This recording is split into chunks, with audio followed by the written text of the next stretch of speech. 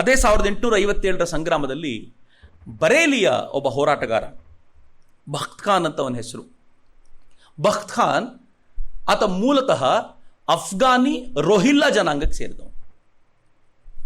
ಅವನ ತಂದೆ ಅವಧ್ನ ರಾಜಕುಮಾರಿ ಒಬ್ಬಳನ್ನು ಮದುವೆ ಆಗಿದ್ರು ಅಂತ ಕೂಡ ಹೇಳ್ತಾರೆ. ಈತ ಬ್ರಿಟಿಷರ ಜೊತೆ ಕೆಲಸ ಮಾಡ್ತಾ ಇದ್ದ. ಇವನ ವಿಶೇಷ ಏನು ಅಂತಂದರೆ, ಅವರು ಬ್ರಿಟಿಷರ ಸೇನೆಯಲ್ಲಿ ಸುಬೇದಾರ್ ಆಗಿ 40 ವರ್ಷಗಳ ಕಾಲ ಸೇವೆ ಮಾಡಿದ. ಅವನು ಈ ಕ್ರಾಂತಿಯಲ್ಲಿ ಭಾಗವಹಿಸುವಾಗ ಬ್ರಿಟಿಷರ ಅಂಡರೇ ಕೆಲಸದಲ್ಲಿದ್ದವನು. ಆದರೆ ಯಾವಾಗ ನಾನಾ ಸಾಹೇಬ, ತಾತ್ಯಾ ಟೋಪೆ ಇವರೆಲ್ಲರ ಹೋರಾಟದ ಪರವಾಗಿ, ಇವರೆಲ್ಲರ ಚಿಂತನೆಗಳ ಫಲವಾಗಿ ಅವನು ಕೂಡ ಈ ಹೋರಾಟಕ್ಕೆ ಬರಬೇಕು ಅಂತ ಪ್ರಯತ್ನ ಪಟ್ಟ. ಆದರೆ ಗೊತ್ತಿರಲಿ ಮಿತ್ರರೇ, ಆತ ಆರ್ಡಿನರಿ ಮುಸ್ಲಿಂ ಆಗಿರಲಿಲ್ಲ, ವಹಾಬಿ ಮುಸ್ಲಿಂ ಪಂಥಕ್ಕೆ ಸೇರಿದವನಾಗಿತ್ತು. ನಮ್ಮಲ್ಲಿ ಬಹುತೇಕರಿಗೆ ಇದು ಗೊತ್ತಿಲ್ಲ. ವಹಾಬಿ ಮುಸ್ಲಿಮರು ಯಾರು, ಸುನ್ನಿಗಳಂದರೆ ಯಾರು, ಸೂಫಿಗಳಂದರೆ ಯಾರು, ಶಿಯಾಗಳಂದರೆ ಯಾರು, ಬರೇಲ್ವಿ ಮುಸ್ಲಿಮ್ಸ್ ಅಂದರೆ ಯಾರು, ನಮ್ಗೆ ಈ ಡಿವಿಷನ್ ಗೊತ್ತಿಲ್ಲ. ನಾನು ಈ ಟಿ ವಿ ನೋಡಬೇಕಾದಾಗಲೂ ಎಲೆಕ್ಷನ್ ಟೈಮಲ್ಲಿ ನೋಡ್ತಿರ್ತೀನಿ. ಅವ್ರು ಎಷ್ಟು ಚೆನ್ನಾಗಿ ಬೈಫರ್ಕೇಟ್ ಮಾಡ್ತಾರೆ ಅಂತಂದರೆ, ಈ ಕ್ಷೇತ್ರದಲ್ಲಿರುವ ಲಿಂಗಾಯತರು ಎಷ್ಟು, ಗೌಡ್ರು ಎಷ್ಟು, ದಲಿತರು ಎಷ್ಟು, OBC ಎಷ್ಟು ಎಲ್ಲ ಡಿವೈಡ್ ಮಾಡ್ತಾರೆ. ಒಂದೇ ಒಂದು ರೋನಲ್ಲಿ ಮುಸ್ಲಿಮ್ಸ್ ಎಷ್ಟು ಅಂತ ಬರೆದಿರ್ತಾರೆ. ಆದರೆ ಒಂದು ಏರಿಯಾದಲ್ಲಿ ಮುಸಲ್ಮಾನರಲ್ಲೂ ಕೂಡ ಶಿಯಾಗಳೆಷ್ಟು, ಸೂಫಿಗಳು ಎಷ್ಟು, ಸುನ್ನಿಗಳು ಎಷ್ಟು, ಅದರಲ್ಲಿ ಬರೇಲ್ವಿಗಳು ಎಷ್ಟಿದ್ದಾರೆ, ವಹಾಬಿಗಳು ಎಷ್ಟಿದ್ದಾರೆ, ಇವೆಲ್ಲವನ್ನೂ ಪ್ರತ್ಯೇಕ ಮಾಡಿ ಯಾವತ್ತೂ ಕೊಡಲಿಲ್ಲ. ಅವ್ರಿಗೂ ಅರ್ಥ ಆಗಲಿಲ್ಲ, ಅದು ಯಾವತ್ತೂ ಮಾಡಲಿಕ್ಕೂ ಹೋಗಲಿಲ್ಲ. ಆದರೆ ಈತ ವಹಾಬಿ ಪಂಥಕ್ಕೆ ಸೇರಿದವನು. ವಹಾಬಿ ಅನ್ನೋದು ಅತ್ಯಂತ ಕಟ್ಟರ್ ಪಂಥ. ಈ ದೇಶದಲ್ಲಿರುವ ಬಹುತೇಕ ಉಳಿದೆಲ್ಲ ಪಂಥಗಳ ಮುಸಲ್ಮಾನರು ರಾಷ್ಟ್ರಕ್ಕೆ ಯಾವಾಗಲೂ ನಿಷ್ಠರಾಗಿರ್ತಾರೆ. ಆದರೆ ವಹಾಬಿ ಪಂಥ ಬಲು ಕಟ್ಟರ್ ಪಂಥ, ಸ್ವಲ್ಪ ಎಚ್ಚರಿಕೆ ಇರಬೇಕಾಗಿರುವಂಥದ್ದು. 2% ಇದ್ದವರು ಇತ್ತೀಚೆಗೆ ಮೀಡಿಯಾಗಳ ಪ್ರಭಾವ ಜಾಸ್ತಿಯಾಗಿ ಫೇಕ್ ನ್ಯೂಸ್ಗಳನ್ನು ಹರಡಿಸಿ 10ರಿಂದ 12% ಏರಿದ್ದಾರೆ. ನನಗೆ ಇತ್ತೀಚೆಗೆ ಯಾರೋ ಹೇಳ್ತಿದ್ರು, ಆ ಕರೋನಾದ ಮೊದಲನೇ ವೇವ್ನಲ್ಲಿ ಆದ ಗಲಾಟೆಯ ನಂತರ ಹೇಳ್ತಿದ್ರು, ಚಕ್ರವರ್ತಿಯವರೇ 10-12 ಅಂತ ನೀವು ತಪ್ಪು ತಿಳ್ಕೊಂಡಿದ್ದೀರಿ, ಒಂದು 18ರಿಂದ 20% ಆದರೂ ಬೆಳೆದು ಬಿಟ್ಟಿದ್ದಾರೆ.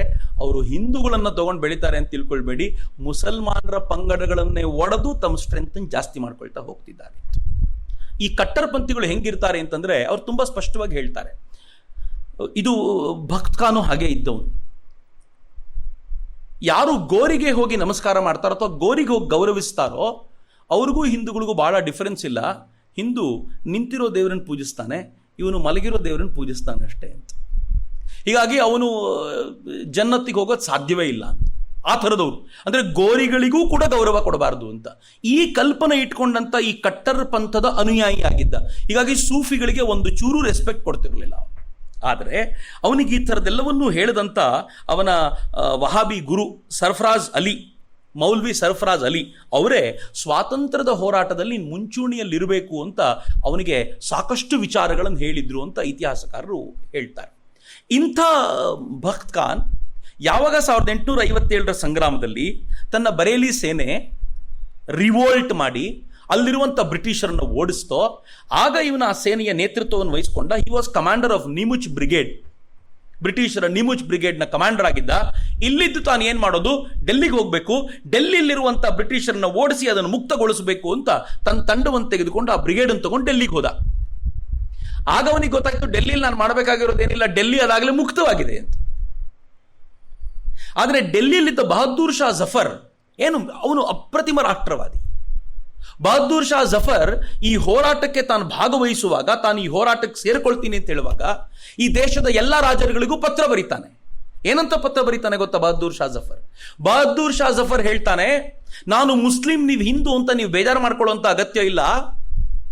ಈಗ ನೇತೃತ್ವ ಒಂದು ಬೇಕಾಗಿದೆ ಎನ್ನುವ ಕಾರಣಕ್ಕೋಸ್ಕರ ದೆಹಲಿಯಲ್ಲಿರುವಂಥ ನಾನು ಇದರ ನೇತೃತ್ವ ವಹಿಸ್ತೀನಿ. ಗೊತ್ತಿದೆ ಅವನಿಗೆ ಇದರ ನೇತೃತ್ವ ವಹಿಸೋದು ಡೇಂಜರ್ ಆಗಿ ಪರಿಣಮಿಸಬಹುದು ಅಂತ. ಅಷ್ಟಾದಾಗ್ಯೂ ಬರೀತಾ ನಾನು ನೇತೃತ್ವ ವಹಿಸ್ತೀನಿ. ಆದರೆ ಒಮ್ಮೆ ಈ ದೇಶಕ್ಕೆ ಸಾಮಾನ್ಯವಾಗಿ ನಮ್ಮೆಲ್ಲರಿಗೂ ಕಂಟಕವಾಗಿರುವಂಥ ಬ್ರಿಟಿಷರನ್ನು ಓಡಿಸಿದ ನಂತರ ನಾವೆಲ್ಲರೂ ಕುಳಿತುಕೊಂಡು ಈ ದೇಶದ ದೊರೆ ಯಾರಾಗಬೇಕು ಅಂತ ನಿಶ್ಚಯ ಮಾಡೋಣ, ಅವರಿಗೆ ನನ್ನ ಇಡೀ ಸಿಂಹಾಸನವನ್ನು ಒಪ್ಪಿಸ್ಲಿಕ್ಕೆ ನಾನು ಸಿದ್ಧವಾಗಿದ್ದೀನಿ ಅಂತ ಬಹದ್ದೂರ್ ಶಾ, 2ನೇ ಬಹದ್ದೂರ್ ಶಾ ಜಫರ್ ಬರೀಬಿಟ್ಟು. ಆ 2ನೇ ಬಹದ್ದೂರ್ ಶಾ ಜಫರ್ಗೆ ಏನಾಯ್ತು ಅಂತಂದ್ರೆ, ಒಂದು ಮಂಗಲ್ ಪಾಂಡೆಯ ಕಾರಣಕ್ಕೋಸ್ಕರ ಕ್ರಾಂತಿ ಸ್ವಲ್ಪ ಬೇಗ ಸಿಡಿತು, ಮೀರತ್ ಬೇಗ ಉರಿತು.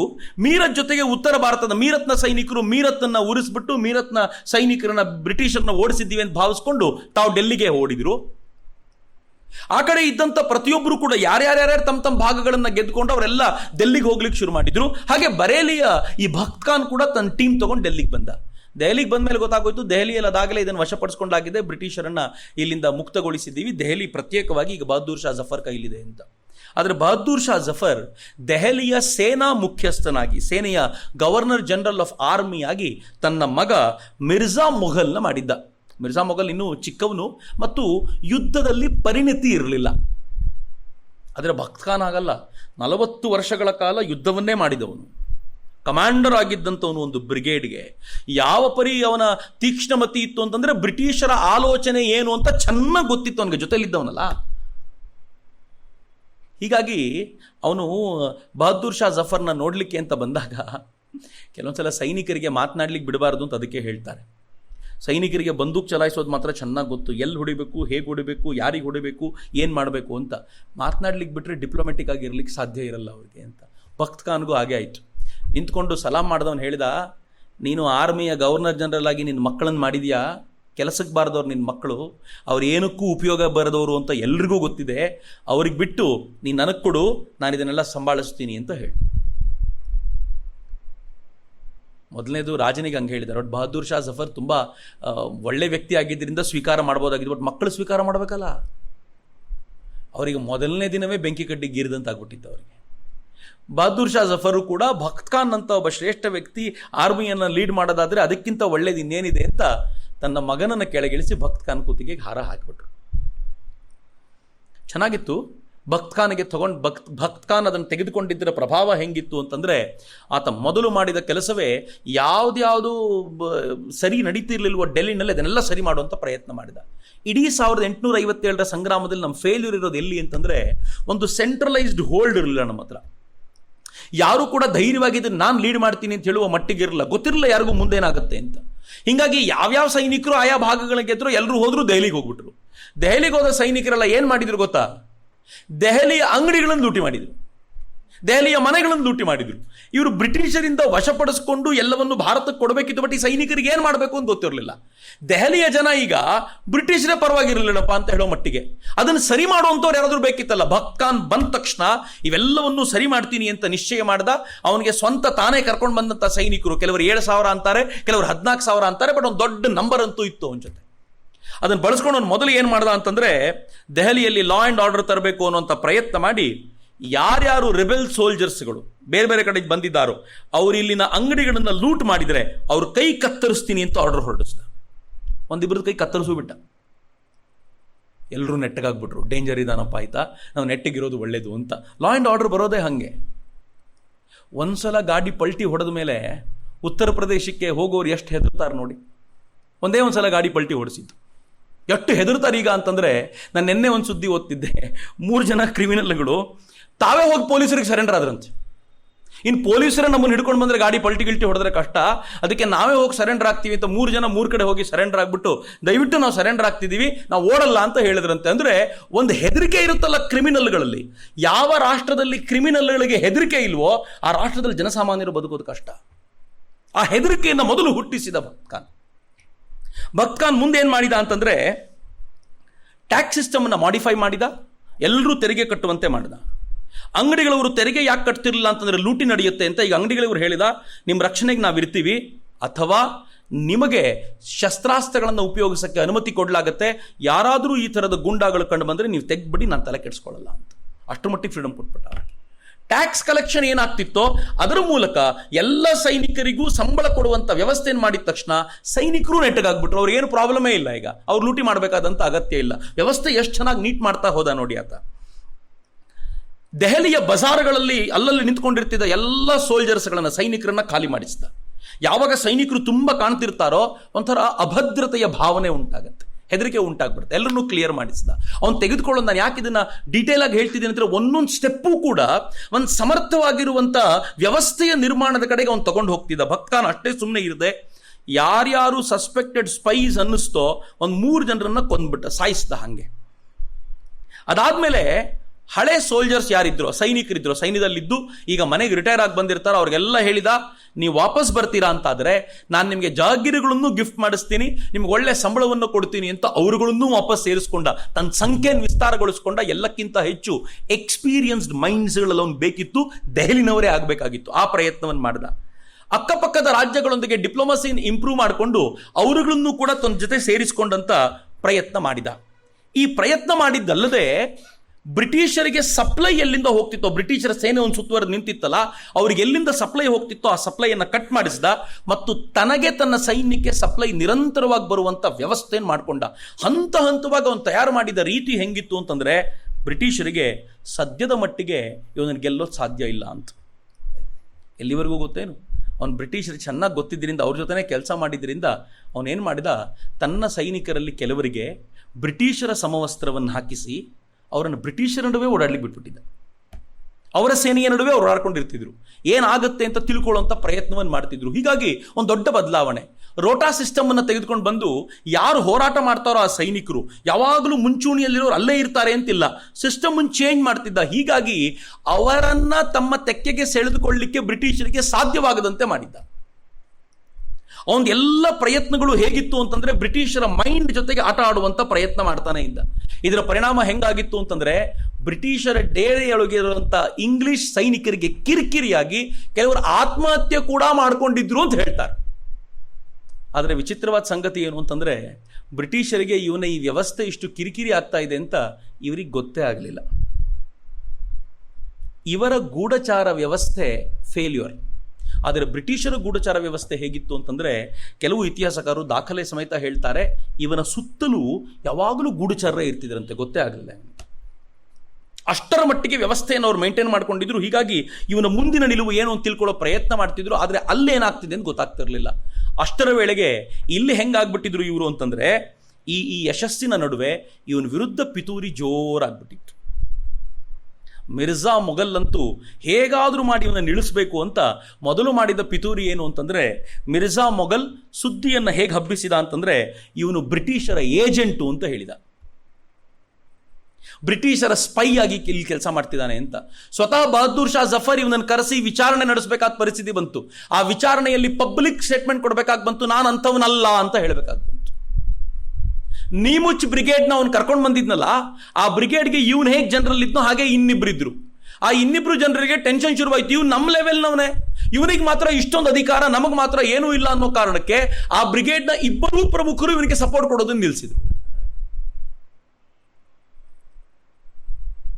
ಮುಘಲ್ ರಾಜನ ಬಹದ್ದೂರ್ ಶಾ ಜಫರ್ನ ಇನ್ನೊಬ್ಬ ಮಗ ಖಿಜರ್, ಅವನು ಟ್ಯಾಕ್ಸ್ ಏನ್ ಕಲೆಕ್ಟ್ ಆಗ್ತಿತ್ತು ಅದರಲ್ಲಿ ಕದೀತಾ ಇದ್ದ. ಇವನು ಅದನ್ನ ಮಹಾರಾಜನಿಗೆ ಹೇಳಿ ಅಥವಾ ಬಹದ್ದೂರ್ ಶಾಗೆ ಹೇಳಿ ಅವನು ಕದ್ದಿರೋದನ್ನೆಲ್ಲ ವಾಪಸ್ ಕಕ್ಕಿಸಿ ಅದನ್ನ ನನ್ನ ಸೇನೆಗೆ ಸೈನಿಕರಿಗೆ ಸಂಬಳ ಕೊಡ್ಲಿಕ್ಕೆ ಬೇಕು ಅಂತಂದ. ಇವನೇನೋ ಕಠೋರವಾಗಿ ಮಾಡಿದ್ದನ್ನು ಜನ ಮೆಚ್ಚಿಕೊಂಡ್ರು, ಖುಷಿ ಪಟ್ಟರು. ಆದರೆ ಒಳಗೆ ಎಲ್ಲರೂ ಒಟ್ಟಾಗ್ಬಿಟ್ರು ಇವನ ವಿರುದ್ಧಕ್ಕೆ. ಒಂದೆರಡು ಸಣ್ಣ ಪುಟ್ಟ ಸೋಲುಗಳಾದವು. ಆ ಸೋಲುಗಳಾದ ತಕ್ಷಣ ಇವ್ರು ಹೇಳಿದ್ರು, ಸೋಲು ಆಗ್ತಾ ಇರಲಿಲ್ಲ, ಇವನು ಬೇಕಂತ ಸೋತ, ಇವನು ಸ್ಪೈ ಅಂತ ಹೇಳಿದ್ ನಾವು ಹೇಳಿದ್ದೀನಿ, ಒಪ್ಕೊಳ್ಳಿಲ್ಲ ನೀನು ಅಂತ ಅಪ್ಪನಿಗೆ ಮತ್ತೆ ತಿವಿಯಕ್ಕೆ ಶುರು ಮಾಡಿದ್ರು. ಪದೇ ಪದೇ ಹಿಂಗೆ ತಿವಿದು ಎಲ್ಲಿವರೆಗೂ ಬಂದ್ಬಿಟ್ಟಿದ್ದ ಬಹದ್ದೂರ್ ಶಾ ಜಫರ್ ಅಂದರೆ, ಬಖ್ತ್ ಖಾನ್ಗೆ ಏನು ಅವನು ಜನರಲ್ ಆಗಿ ಕೊಟ್ಟಿದ್ನೋ ಅವಕಾಶವನ್ನು, ಅದನ್ನು ಕಿತ್ಕೊಂಡು ಅವನನ್ನು ಸಾಮಾನ್ಯವಾದ ಸೈನಿಕನಾಗಿರ್ಲಿಕ್ಕೆ ಬಿಟ್ಟ. ಬಖ್ತ್ ಖಾನ್ ಇರುವವರೆಗೂ ಬ್ರಿಟಿಷರ ಸ್ಥಿತಿ ಹೆಂಗಿತ್ತು ಅಂತಂದರೆ, ಒಳಗೆ ದೆಹಲಿಯ ಒಳಗೆ ಕಾಲಿಡ್ಲಿಕ್ಕಾಗಲಿಲ್ಲ. ನೀವು ದೆಹಲಿಯ 1857 ಸಂಗ್ರಾಮದಲ್ಲಿ ದೆಹಲಿಯ ಕಥನವನ್ನು ಓದಿದರೆ ಗೊತ್ತಾಗುತ್ತೆ ಎಷ್ಟು ಕಷ್ಟಪಟ್ಟಿದ್ದಾರೆ ಬ್ರಿಟಿಷರು ಅಂತಂದರೆ. ದೆಹಲಿಯನ್ನು ಸೀಜ್ ಮಾಡ್ಕೊಳ್ಳಿಕ್ಕೆ ತುಂಬ ಒದ್ದಾಡಿದ್ದಾರೆ. ಯಾಕೆ ಅಂತಂದರೆ ಅಲ್ಲಿ ಬಖ್ತ್ ಖಾನ್ ಗಟ್ಟಿಯಾಗಿ ನಿಂತ್ಕೊಂಡಿದ್ದ ಅನ್ನೋ ಕಾರಣಕ್ಕೆ. ಆದರೆ ಯಾವಾಗ ಬಖ್ತ್ ಖಾನ್ ತೆಗೆದ್ರೋ ನಿಧಾನವಾಗಿ ಬ್ರಿಟಿಷರು ತಮ್ಮ ಕೆಲಸವನ್ನು ಮಾಡ್ಕೊಳ್ಳಿಕ್ಕಾಯಿತು. ಆದರೆ ಬ್ರಿಟಿಷರು ಯಾವ ಪರಿ ಬುದ್ಧಿವಂತರು ಅಂತಂದರೆ, ಈ ಬಖ್ತ್ ಖಾನ್ನೂ ವೀಕ್ ಮಾಡಲಿಕ್ಕೋಸ್ಕರ ಬಕ್ರೀದ್ಗಿಂತ ಮುಂಚೆ, ಅವನು ಜನರಲ್ ಆಗಿರುವಾಗಲೇ ಬಕ್ರೀದ್ಗಿಂತ ಒಂದೆರಡು ದಿನ ಮುಂಚೆ ಒಬ್ಬ ಮುಸಲ್ಮಾನ ಒಂದು ಗೋವನ್ನು ಕಡಿಯುವಂಥ ಒಂದು ದೃಶ್ಯವನ್ನು ಸೃಷ್ಟಿ ಮಾಡಿದರು. ಆ ಗೋವನ್ನು ಕಡಿತಾ ಇದ್ದಂಥ ಮುಸಲ್ಮಾನ್ನ ಹಿಂದೂ ಸೈನಿಕರು ನೋಡಿ ಅವನು ಕಡಿದ್ಬಿಟ್ರು. ಬ್ರಿಟಿಷರು ಅಂದ್ಕೊಂಡ್ರು, ಇನ್ನು ನಾವು ದೆಹಲಿನ ಗೆಲ್ಲಬೇಕಾಗಿಲ್ಲ, ಹಿಂದೂ ಸೈನಿಕರು ವರ್ಸಸ್ ಮುಸಲ್ಮಾನ್ ಸೈನಿಕರು ಕಿತ್ತಾಟ ಶುರುವಾಗ್ಬಿಡತ್ತೆ.